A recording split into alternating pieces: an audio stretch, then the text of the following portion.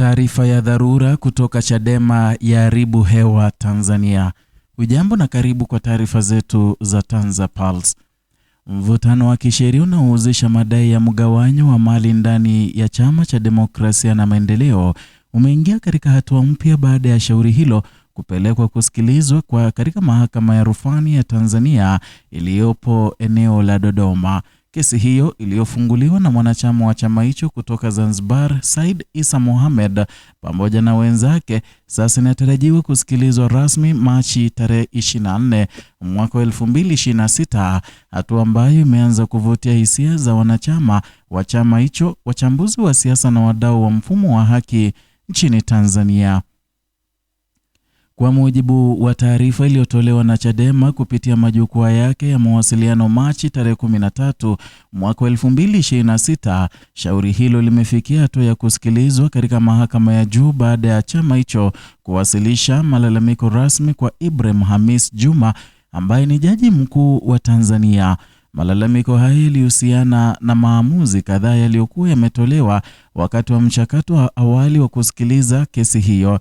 Ni jambo ambalo liliibua wasiwasi ndani ya chama kuhusu mwenendo wa baadhi ya hatua za kisheria zilizochukuliwa. Kwa mujibu wa maelezo yaliyotolewa baada ya kupokea malalamiko hayo, jaji mkuu aliamua kuliitisha jalada la kesi husika ili kufanyiwa mapitio ya kina. Hatua hiyo ni sehemu ya mamlaka ya kiutawala ya kiongozi mkuu wa muhimili wa mahakama katika kuhakikisha kuwa kesi zinazosikilizwa katika mahakama mbalimbali zinafuata misingi ya haki na taratibu za kisheria zilizowekwa. Baada ya mapitio hayo kufanyika, imeamuliwa kuwa shauri hilo litasikilizwa katika mahakama ya rufani jijini Dodoma na sasa linatambuliwa rasmi kama kesi ya marejeo nambari 03 ya mwaka 2026. Hatua hiyo inaashiria kuwa mgogoro huo umefikia ngazi ya juu zaidi katika mfumo wa mahakama nchini na ni jambo linaloongeza uzito wa kisiasa na kisheria wa swala hilo. Kesi hiyo iliyofunguliwa na Said Issa Mohamed pamoja na wenzake ambao ni wanachama wa Chadema kutoka Zanzibar wakidai mgawanyo wa mali zinazodaiwa kumilikiwa na chama hicho. Ingawa maelezo kamili ya madai hayo hayajawekwa wazi kwa kina katika taarifa ya chama, shauri hilo limekuwa likijadiliwa kwa muda miongoni mwa wanachama na wadau wa siasa kutokana na uzito wake wa athari zinazoweza kujitokeza ndani ya chama. Na katika siasa za vyama vya upinzani nchini Tanzania, migogoro ya mali au uongozi mara nyingi huwa na athari pana zaidi kuliko inavyoonekana katika nyaraka za mahakama. Vyama vya siasa vinategemea rasilimali zao ikiwemo mali, ruzuku na miundombinu ya kisiasa ili kuendesha shughuli zao za kisiasa na kampeni. Na hivyo mgogoro wowote unaohusisha umiliki au mgawanyo wa mali unaweza kuwa na athari kubwa katika uwezo wa chama kujiendesha kisiasa. Chama cha Demokrasia na Maendeleo ni mojawapo ya vyama vikuu vya upinzani nchini Tanzania na tangu kuanzishwa kwa mfumo wa vyama vingi mwaka 1992, katika miaka ya hivi karibuni chama hicho kimekuwa kikikabiliwa na changamoto mbalimbali za kisiasa na kisheria zikiwemo kesi zinazohusu uongozi, masuala ya uchaguzi pamoja na migogoro ya ndani ya chama. Wachambuzi wa siasa wanaeleza kuwa kesi hii ya mgawanyo wa mali inaweza kuonekana kama sehemu ya changamoto pana zinazokabili vyama vya upinzani katika mazingira ya kisiasa ya Tanzania. Na katika mfumo wa kisiasa ambapo chama tawala cha Mapinduzi kinaendelea kuwa na ushawishi mkubwa katika taasisi za dola, vyama vya upinzani mara nyingi hulazimika kushughulikia migogoro ya ndani huku vikijaribu kujijenga kisiasa mbele ya wapiga kura. Kwa upande mwingine, kesi hiyo imeibua mjadala kuhusu nafasi ya mahakama katika kusuluhisha migogoro ya vyama vya kisiasa. Katika historia ya Tanzania, mahakama zimekuwa zikihusika mara kadhaa katika migogoro ya vyama vya siasa, hasa pale ambapo wanachama au viongozi wanaposhindwa kufikia mwafaka ndani ya chama chao.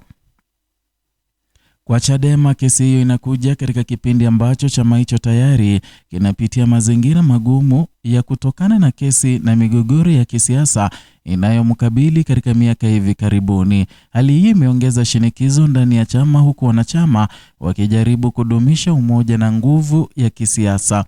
Migogoro ya ndani ya vyama vya siasa si jambo jipya katika historia ya Tanzania. Katika nyakati tofauti, vyama mbalimbali vimewahi kukumbwa na migogoro inayohusu uongozi, mali au mwelekeo wa kisiasa. Mara nyingi migogoro hiyo huibuka kutokana na tofauti za maoni kuhusu mwelekeo wa chama au usimamizi wa rasilimali zake.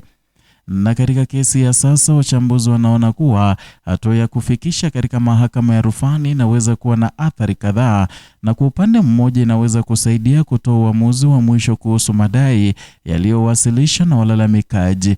Kwa upande mwingine inaweza kufungua mjadala mpana zaidi kuhusu uwazi na usimamizi wa mali za vyama vya kisiasa nchini Tanzania. Na wadau wa siasa pia wanaangalia kwa karibu jinsi uongozi wa Chadema utakavyoshughulikia swala hili wakati kesi inaendelea mahakamani. Katika mazingira ya kisiasa ambapo vyama vya upinzani vinategemea sana umoja wa ndani ili kuhimili ushindani wa kisiasa, mgogoro wowote wa ndani unaweza kuwa na athari katika taswira ya chama mbele ya umma. Na katika historia ya siasa za Tanzania, Chadema imewahi kupitia vipindi vya migogoro ya ndani, lakini pia imeweza kujijenga upya kisiasa katika nyakati tofauti. Umaarufu wa chama hicho uliongezeka sana katika miaka ya 2010 baada ya kupata mafanikio makubwa katika uchaguzi wa wabunge na serikali za mitaa katika maeneo mbalimbali ya nchi. Hata hivyo, changamoto za ndani zimeendelea kujitokeza mara kwa mara, zikiwemo tofauti za kimkakati kuhusu namna ya kukabiliana na chama tawala au kushiriki katika michakato ya kisiasa ya taifa. Kesi ya sasa inaweza kuonekana kama sehemu ya changamoto hizo ambazo vyama vya siasa hukutana nazo katika safari yao ya kisiasa. Kwa upande wa mfumo wa mahakama, kusikilizwa kwa kesi hiyo katika mahakama ya rufani kunatarajiwa kutoa mwanga zaidi kuhusu hoja za pande zote zinazohusika. Mahakama hiyo ndiyo chombo cha juu kabisa cha rufaa katika mfumo wa mahakama nchini Tanzania, na maamuzi yake mara nyingi huwa na mwisho katika migogoro ya kisheria. Wanachama wa Chadema pamoja na wadau wengine wa siasa wanatarajia kusikia kwa kina hoja zitakazowasilishwa na pande zote wakati kesi itakaposikilizwa Machi tarehe 24 mwaka 2026, na mchakato huu unaweza pia kuonyesha namna mfumo wa mahakama unavyoshughulikia migogoro inayohusisha vyama vya kisiasa. Kwa mtazamo mpana wa kisiasa, kesi hii inaibua maswali kuhusu imara wa taasisi za vyama vya siasa na uwezo wao wa kusimamia rasilimali zao kwa uwazi. Na katika demokrasia yoyote, vyama vya kisiasa vina jukumu muhimu katika kuwakilisha wananchi na kushindana kisiasa kwa ajili ya madaraka ya dola. Hivyo, migogoro inayohusisha uendeshaji wa vyama inaweza kuwa na athari katika imani ya wananchi kwa mfumo wa vyama vingi. Kwa sasa macho ya wadau wengi yanaelekezwa katika mahakama ya rufani jijini Dodoma, ambapo shauri hilo linatarajiwa kusikilizwa.